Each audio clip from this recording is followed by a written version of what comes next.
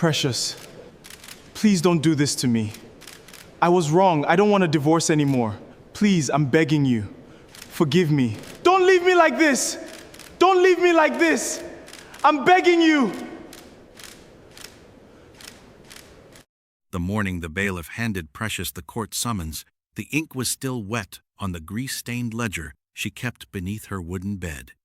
For 7 years, while the rest of Mile 12 Market slept under the heavy, humid fog of dawn, Precious's cracked hands were already deep in tubs of cold water, washing mud from bell peppers and trimming the bruised edges of spinach. She knew the exact price of everything. A mudu of gari was 800 naira. A basket of tomatoes fluctuated with the rains, and the cost of turning an orphan into a medical doctor was precisely 4,260,000 naira, written down to the last battered kobo. They had started with nothing but a shared bench outside a neighborhood church in Ketu. In those days, Michael was a boy with hollow cheeks, sharp collarbones, and eyes that held a burning, almost desperate hunger for something beyond the dust of the bus park. His widowed mother, Mama Nkechi, washed clothes for rich families in Ikeja, her knuckles raw from bleach, just to buy Michael's West African senior school certificate examination forms. Precious sat beside him on those humid Sunday afternoons, listening to him explain the human body as if it were a holy map. "The heart has 4 chambers, Precious," Michael would say, his voice rising above the blare of yellow Danfo buses chugging down the expressway. "Left atrium, right atrium, left ventricle, right ventricle. If one valve fails, the whole body suffers. Then you will be the doctor that fixes them," Precious would reply softly, adjusting the faded Ankara wrapper tied around her waist. She believed in him with a blind, terrifying purity. When the admission letter from the University of Lagos College of Medicine finally arrived, printed on thick paper that smelled of cheap ink and hope, Michael wept on his mother's shoulder. Precious bought a single bottle of chilled Coca-Cola, split it into 2 plastic cups, and they toasted to a future neither of them could yet see. 3 months later, Mama Nkechi collapsed over a wash basin full of bedsheets. The stroke was sudden, swift, and merciless. In the cramped room they shared, lit only by the weak yellow glow of a kerosene lamp, Michael sat beside his mother's body, his hands buried in his face. The medical school acceptance letter lay on the small formica table, its edges already curling in the damp heat. "I can't go, Precious," he whispered, his voice trembling like a dried leaf. "The acceptance fee alone is 80,000 naira. Tuition, accommodation, textbooks. I have nothing. My dream is dead." Precious stood in the doorway, the scent of rain and wet earth clinging to her clothes. She looked at the young man she loved, the only man who had ever looked at her, not as a market girl, but as someone worthy of a future. "Your dream is not dead, Michael," she said quietly. The next morning, before the sun broke over the horizon, Precious walked to the compound of her late father's brother in Ikorodu. By noon, she had signed away her only inheritance, a small plot of dry land her father had left her in the village, for half its market value. She walked back to Ketu with 85,000 naira wrapped in a black nylon bag, tied tightly against her ribs. The years that followed were an endless rhythm of sacrifice. While Michael sat in air-conditioned lecture halls at Idi Araba, dissecting cadavers and learning the Latin names for human agony, Precious lived in a world of mud, sweat, and screaming hawkers. Her day began at 3:30 a.m. She would board the heavy wooden handcarts at the wholesale market, bargaining furiously with northern traders for fresh crates of tomatoes, green peppers, and onions. Her fingertips became thick and calloused, her skin, once smooth, darkened under the unyielding Lagos sun. "Precious, you are killing yourself for a man," Mama Caro, the elder fruit seller whose stall sat opposite hers, would warn, shaking her head as she fanned off flies. "A man who goes to university will see girls with smooth skin and ironed clothes. He will forget the hands that fed him." "Michael is different, Mama," Precious would answer, wiping the sweat from her forehead with the back of her wrist, her smile tired but resolute. He is not like the others. Every month without fail, Precious sent money. When Michael needed a laptop for his clinical rotations, she went without new clothes for a year, wearing the same 3 faded skirts until the hems frayed. When he fell sick with typhoid in his 3rd year, she slept on the bare floor of the hospital ward beside his bed, fanning him with a folded newspaper while feeding him warm pepper soup she had cooked in a kerosene stove outside. "I will build you a house, Precious," Michael whispered one night, his fever-hot hand clutching hers tightly as the IV drip chimed rhythmically above them. "When I graduate, when I put on that white coat, nobody will ever look down on you again. I swear it before God." "Just graduate, Michael," she murmured, kissing his knuckles. "That is all the house I need." By his final year, the pressure reached its peak. The final MBBS examinations required astronomical fees, study materials, and clearance costs. Precious had nothing left to sell. Desperate, she approached Alhaji Danladi, the wealthy produce distributor in the market who had long eyed her stall. She took an exorbitant high-interest loan, pledging her market space, her sole source of livelihood, as collateral. She did not tell Michael. When she visited him at the teaching hospital, bringing plastic bowls of pounded yam and egusi soup packed with soft beef, she wore her best smile, hiding the deep, dark circles under her eyes and the burn mark on her arm from an overturned oil lamp. Michael took the money, his eyes shining with ambition. He was taller now, his chest broader, his speech refined by years among professors and wealthy classmates. He looked like a doctor long before the degree was conferred. The day of the graduation ceremony was bright and hot. Precious sat in the back row of the massive auditorium, hidden behind rows of wealthy families dressed in elaborate lace and shining headies. She wore a simple, neatly ironed Ankara dress, the only new clothes she had bought in 4 years. Her hands rested in her lap, fingers tucked inward, so no one could see the yellow turmeric stains under her fingernails. When Michael's name was called times Dr. Michael Efe, times the crowd erupted. He walked across the stage in his dark green academic gown, his chin held high, the red hood draped over his shoulders, signifying his entry into the medical profession. As he received his scroll, his eyes swept over the massive crowd. For a single, fleeting second, his gaze locked onto Precious in the back row. She did not shout, she did not jump. She simply closed her eyes, tears of quiet relief spilling down her weathered cheeks, and silently thanked God that the suffering was finally over. 3 weeks later, they stood before a quiet magistrate in a small municipal court, followed by a brief blessing at their local church. There were no expensive caterers, no silk gowns, no rented halls. Michael held her worn hands, looked into her eyes, and repeated the vows. "With all that I am, and all that I will ever become," he said, his voice steady and full of solemn promise, "I honor you." Precious believed him. As they walked out of the church into the warm afternoon rain, holding hands under a shared umbrella, she felt a peace she had not known in 7 years. They had survived the fire. Now, she thought, it was time to live. The change did not happen like a sudden flash of lightning. It crept into their home like cold water seeping through a cracked floorboard. At first, the signs were small, subtle enough for a devoted wife to brush aside as the natural exhaustion of a rising professional. Michael had secured a house officer position at the prestigious St. Jude's Specialist Hospital in Victoria Island, a private medical facility where Nigeria's elite paid millions for quiet rooms and foreign-trained consultants.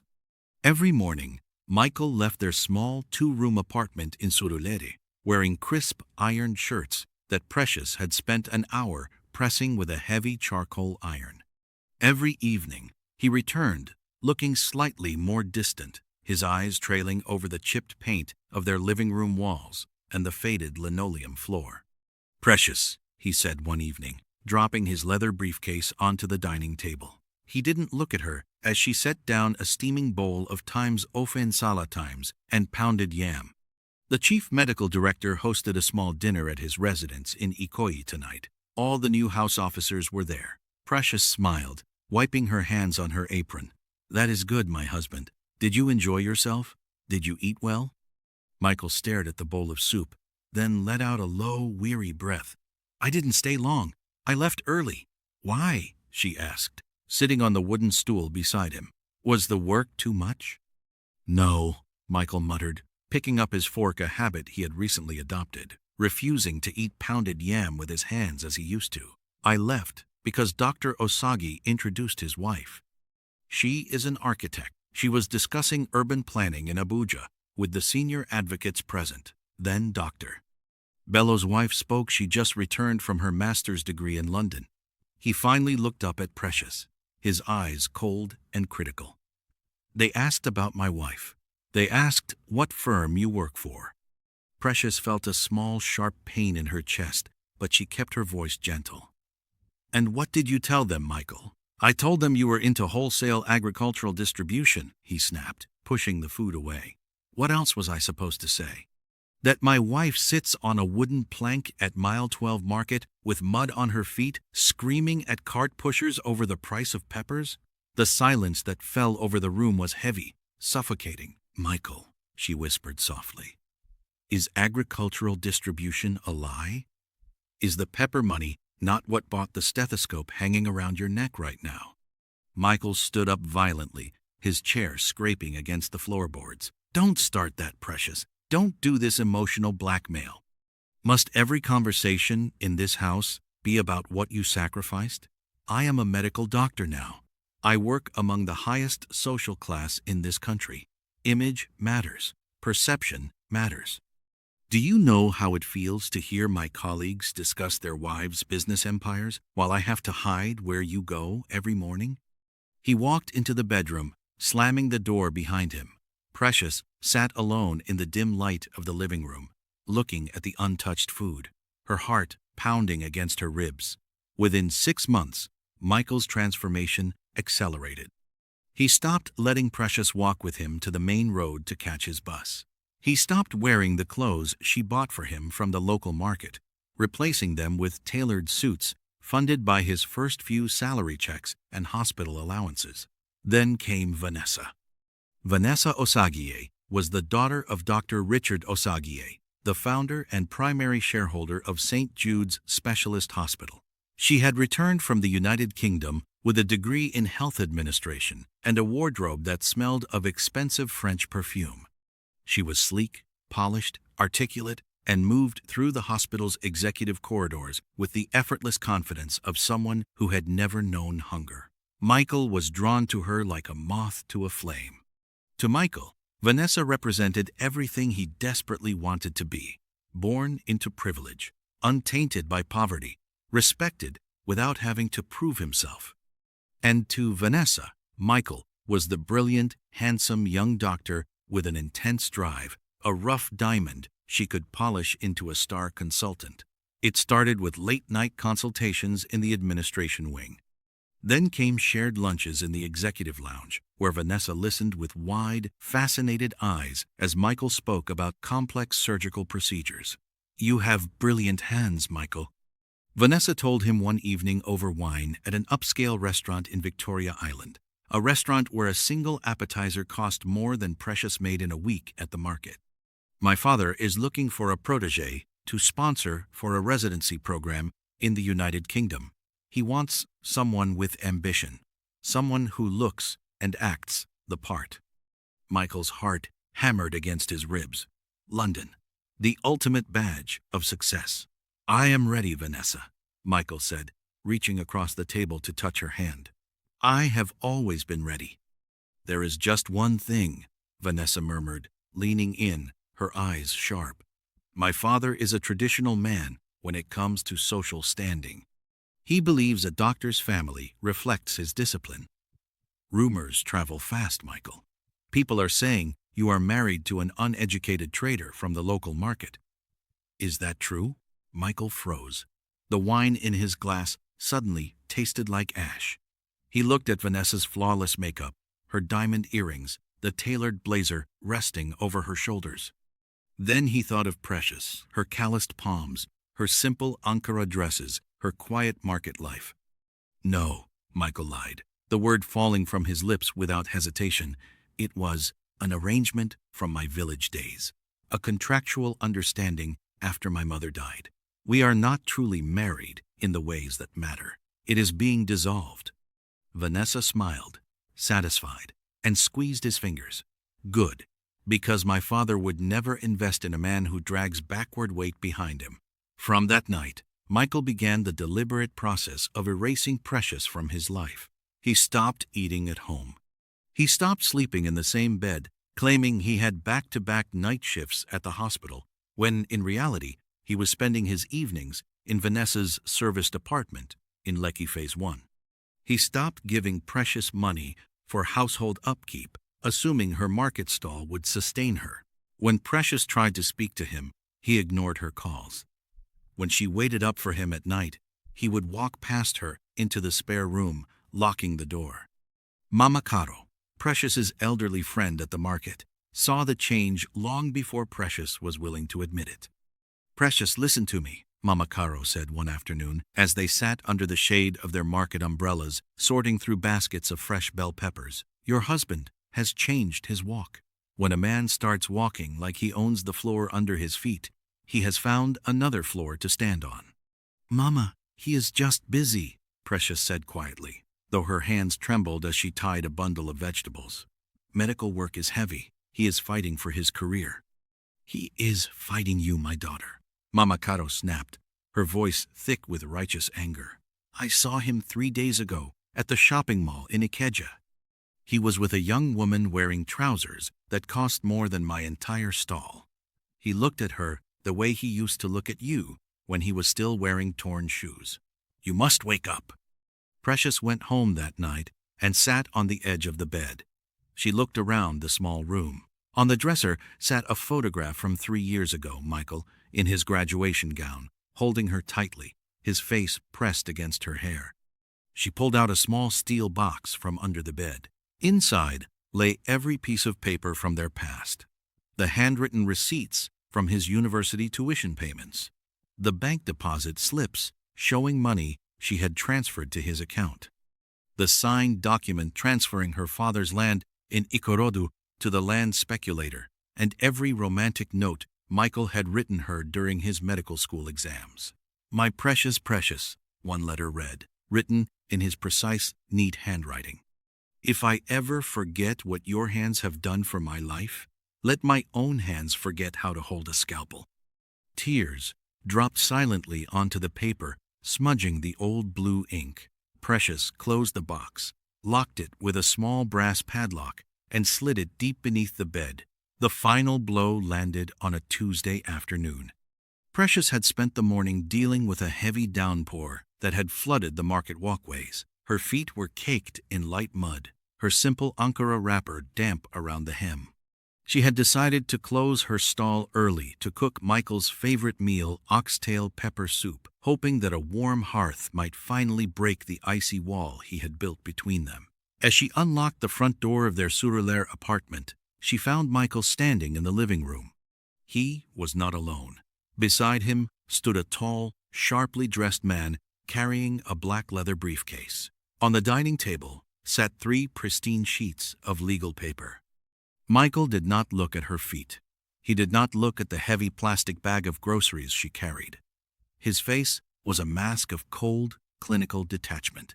"Precious," Michael said, his voice flat. "This is Barrister Namdi. He is representing me." Precious slowly set the grocery bag down on a chair. The room seemed to tilt slightly. "Representing you for what, Michael?" The lawyer stepped forward, offering a formal, unfeeling smile. "Good afternoon, Mrs. F.A. I am here to serve you with formal legal papers. Dr. Michael F.A. has initiated divorce proceedings in the Lagos State High Court." The words hung in the air like poison gas. Precious looked at the lawyer, then slowly turned her eyes to her husband. "Divorce?" she whispered. "Michael, divorce? Wow." "Let us be mature about this, Precious," Michael said, crossing his arms over his chest. He spoke with the smooth, rehearsed tone of a man delivering a routine prognosis to a terminal patient. We have grown apart. We are two completely different people from two completely different worlds. We have no children together. There is nothing holding us here." Unquote. Different worlds? Precious's voice rose slightly, a tremor of pure disbelief cutting through her shock. "Michael, I built your world. I stood in the mud so you could stand in air-conditioned rooms. I sold my father's land so you could pay your acceptance fee." Michael snapped, his eyes flashing with sudden defensive rage. "And I have paid you back with the status of being a doctor's wife. You have lived in this apartment rent-free for years. What else do you want from me? You want to chain me to your level forever? Look at you, Precious. Look at your hands. Look at your clothes. You are a market woman. You cannot sit in the dining halls where my future is being decided. You embarrass me." The silence that followed his words was absolute. Barrister Namdi cleared his throat nervously, sliding the legal documents across the table. "The petition is based on irreconcilable differences, Doctor. FA is offering a lump sum ex gratia settlement of 500,000 naira for you to relocate back to your village or establish a proper trading shop elsewhere. In exchange, you will sign an agreement stating you have no further claims on his assets, his income, or his professional standing." Precious looked down at the paper. Paragraph 4 caught her eye. She read it silently, the words searing themselves into her brain. The respondent made no meaningful financial or intellectual contribution to the petitioner's professional education or career advancement, the relationship being merely a cohabitation of convenience during the petitioner's student years. She read it twice. No meaningful financial contribution. "You wrote this?" Precious asked softly, looking up at Michael. "You told your lawyer that I contributed nothing?" Michael adjusted his gold wristwatch, a gift from Vanessa's father. "It is standard legal phrasing, Precious.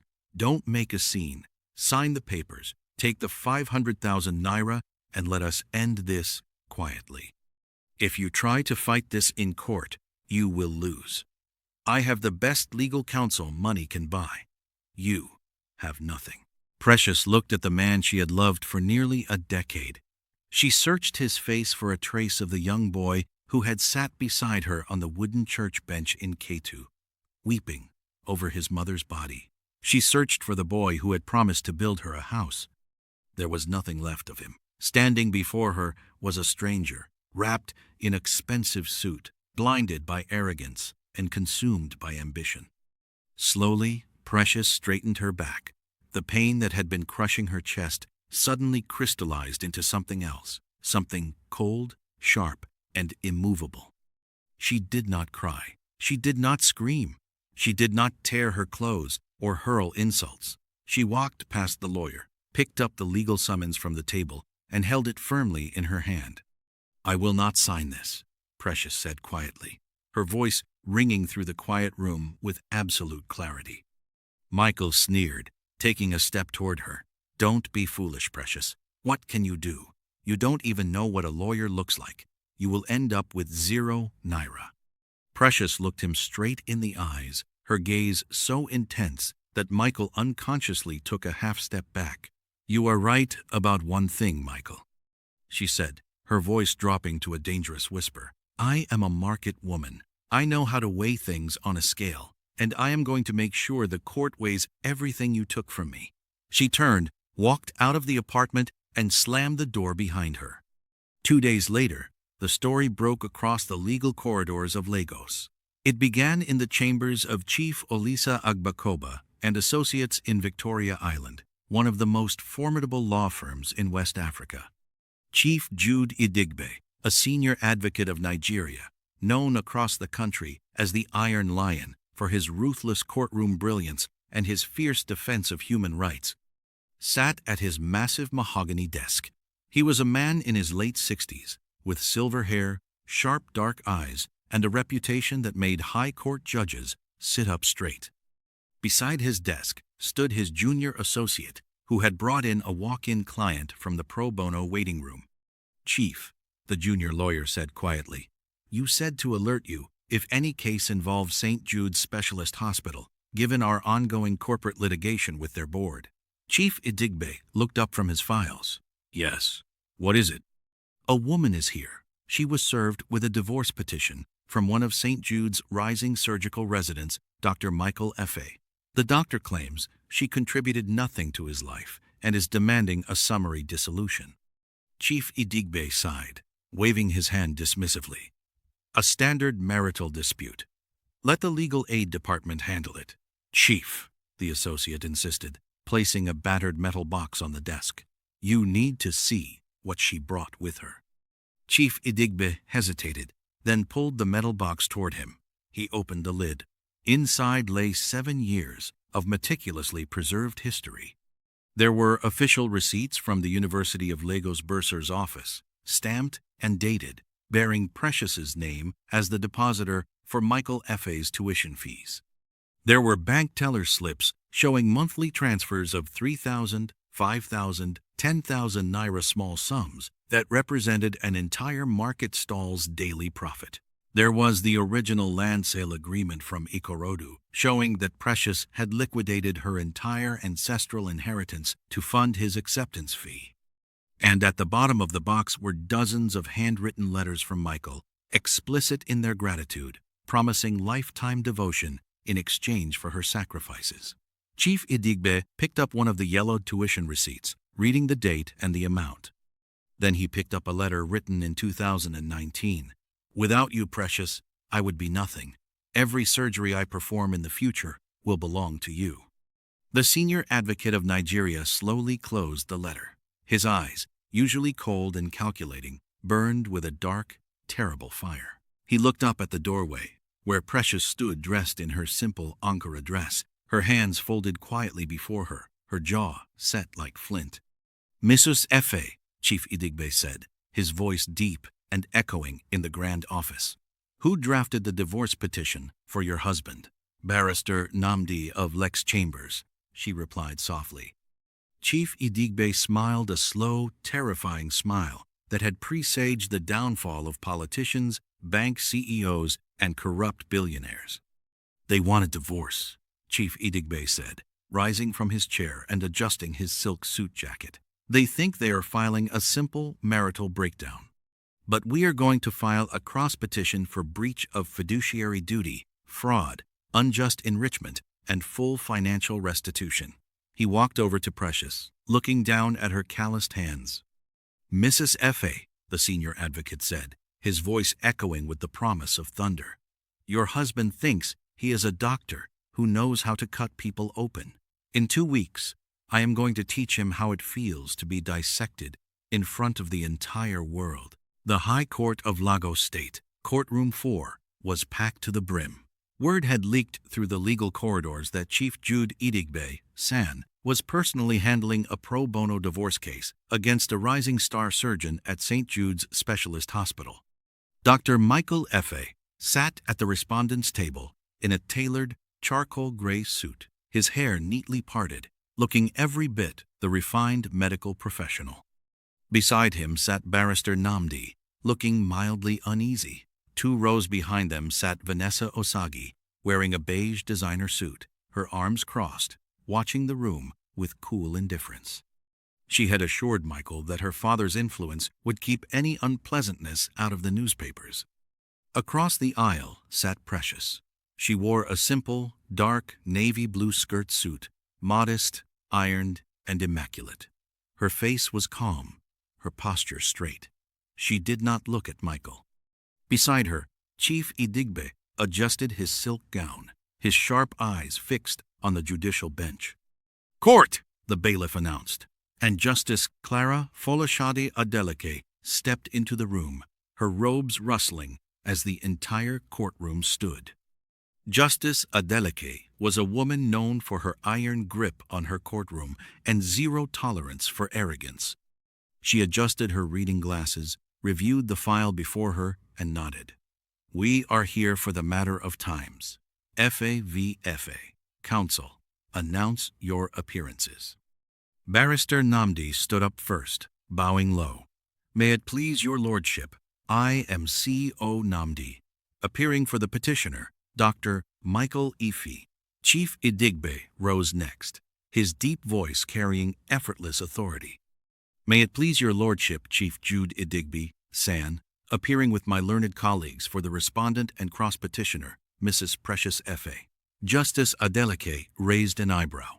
A senior advocate for a standard marital dissolution, Chief Idigbe? My lord, Idigbe replied smoothly. This is no standard dissolution. This is a case of deliberate financial exploitation, fraudulent misrepresentation, and extreme breach of trust, masked as a divorce. Michael shifted uncomfortably in his seat. Let the petitioner take the stand, Justice Adeleke ordered. Michael stepped into the witness box, took the oath, and smoothed his tie. Under direct examination from his lawyer, he played the victim smoothly. He described their marriage as an unfortunate mistake, born out of rural sympathy after his mother died. He claimed Precious was unsupportive of his high-pressure medical career, embarrassed him in professional circles, and that they had lived entirely separate lives. Did the respondent contribute financially to your medical degree, Dr. F.A.? Nanamdi asked, pitching a soft question. No, my lord, Michael said smoothly, looking directly at the judge. She sold vegetables in a small local market. Her income barely sustained her own basic needs. I took student loans, received university grants, and did odd jobs to fund my education. My wife's claim of financial sponsorship is a gross exaggeration. Vanessa offered a slight, satisfied smile from the gallery. Chief Idigbe stood up for cross-examination. He walked slowly toward the witness box, holding a thick leather folder. Dr. F.A., Idigbe began, his tone almost conversational. You are a general surgeon, correct? Yes, Michael replied proudly. A surgeon relies heavily on precision, memory, and facts. Is that fair to say? Yes, my lord. Good. Idigbe opened the folder. Let us talk about precision. On the 14th of October 2018, an acceptance fee of 85,000 naira was paid to the College of Medicine, University of Lagos. Who made that payment? Michael hesitated. I paid it from my personal savings. Your savings? Idigbe produced a yellowed bank deposit slip and handed a copy to the clerk. My lord, I tender Exhibit A, the original cash deposit slip stamped by Union Bank, Ketu branch. The depositor's name is Precious Ogenekaro. The depositor's signature belongs to the woman sitting right there. Justice Adeleke examined the document carefully, making a note. Michael's jaw tightened. Perhaps your memory failed you on that one, Idigbe said lightly. Let us try November 2020. A sum of 450,000 naira was paid for your third-year tuition and clinical rotation fees. Who paid that? I received an informal grant, Michael stammered, a bead of sweat breaking on his forehead. An informal grant? Idigbe chuckled, a low sound that sent a chill through the room.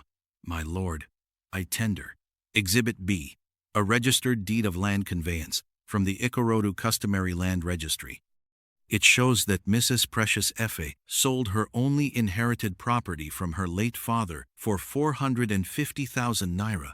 The buyer transferred that exact sum directly into your student bank account 2 hours after the sale. A murmur rippled through the gallery. Justice Adeleke looked up over her glasses, her eyes locking onto Michael with sharp intensity. Dr. F.A., Idigbe's voice dropped its conversational tone, hardening into steel. Over 7 years, 47 separate bank transfers, tuition receipts, textbook purchases, and laptop invoices bear the name of Precious F.A. The total documented financial investment she made into your life comes to 4,260,000 naira. She gave me those as gifts, Michael blurted out, his composure cracking. Wives support their husbands. Gifts? Idigbe pulled a piece of faded notebook paper from his folder. My lord, I tender Exhibit C, a letter written in the petitioner's own hand, dated the 12th of June 2019. Idigbe cleared his throat and read aloud, his voice reverberating off the wooden walls. my precious, precious. If I ever forget what your hands have done for my life, let my own hands forget how to hold a scalpel. This degree belongs to us both. I will pay back every kobo with interest, honor, and a lifetime of devotion." The courtroom was dead silent. Vanessa leaned back, her face turning pale as she stared at Michael's back. Barrister Nnamdi frantically flipped through his papers, unable to object. "Dr. Ife," Idigbe said, stepping right up to the witness box, looking down at the trembling doctor. "Did your hands forget how to hold a scalpel? Or did your heart simply forget how to be human?" "Objection, my lord," Nnamdi shouted, standing up. "Counsel is harassing the witness." "Sustained," Justice Adeleke said, though her glare at Michael was colder than ice. "The witness will answer no further questions on that letter. The document speaks for itself." Michael stepped down from the stand, his face flushed red, his hands shaking so violently he could barely hold his briefcase. 2 hours later, Justice Adeleke delivered her judgment. The courtroom was so quiet that the faint hum of the air conditioners sounded like thunder. "The court has evaluated the evidence before it," Justice Adeleke began, her voice steady and stern. "Marriage is a sacred covenant, but law is built on equity. The petitioner, Dr. Michael Efe, sought to use this court to discard a woman who literally sold her inheritance, her youth, and her comfort to construct the professional persona he wears today." She looked directly at Michael. "To claim under oath that the respondent made no meaningful financial contribution is not merely a legal strategy, it is a blatant, perjury-laced falsehood. The court finds the cross-petition for breach of constructive trust and unjust enrichment entirely substantiated." Justice Adeleke began reading the orders. First, the petition for divorce is granted on the grounds of irretrievable breakdown, as requested. However, equity demands full restitution. Second, the court orders Dr. Michael Efe to pay the cross-petitioner, Mrs. Precious Efe, the sum of 4,260,000 naira, representing the full restitution of funds expended on his education, adjusted for inflation at current central bank rates, totaling 15 million naira. Michael gasped aloud. Barrister Nnamdi looked like he had been struck by lightning. Third, Justice Adeleke continued implacably. In recognition of her non-financial sacrifices, physical labor, and lost opportunities over 7 years, the court awards the cross-petitioner 40% of Dr. Efe's current monthly surgical earnings at St. Jude's Specialist Hospital for a period of 10 years, to be deducted directly at source by his employers. "My lord," Nnamdi cried out. "Do not interrupt me, counsel," Justice Adeleke barked, slamming her gavel once. "Furthermore, this court will transmit a certified true copy of this judgment and the evidence of perjury under oath to the Medical and Dental Council of Nigeria for disciplinary review regarding Dr. Efe's professional ethics." Vanessa Osagi stood up quietly, pulled her handbag over her shoulder, and walked out of the courtroom without looking back at Michael once. Michael reached out a hand toward her, but she pushed through the heavy wooden doors and disappeared into the corridor. "Court!" the bailiff called out as Justice Adeleke stood and retired to her chambers. Outside the high court premises, the afternoon sun broke through the clouds, washing the concrete steps in bright light. Journalists and onlookers had gathered near the entrance. Michael walked out alone, his tie loosened, his suit jacket rumpled, his head bowed as photographers flashed their cameras. The man who had entered the court fighting for status had left with his reputation in tatters, his earnings impounded, and his medical license hanging by a thread. Precious walked down the steps flanked by Chief Idigbe and his team. She did not look triumphant or cruel. Her face reflected a calm, deep peace, the dignity of a woman who had walked through the fire of betrayal and emerged unbroken. Mama Caro and a dozen market women from Mile 12 were waiting at the bottom of the stairs, wearing matching Ankara wraps, singing traditional songs of praise, and dancing in a wide circle. Precious stopped at the bottom step and looked back one last time. Michael was getting into a yellow taxi, looking smaller and more defeated than the boy she had met on the church bench in K2 all those years ago. She turned away, embraced Mama Caro, and walked forward into the sunshine, her hands clean, her debt paid, her future, finally, her own.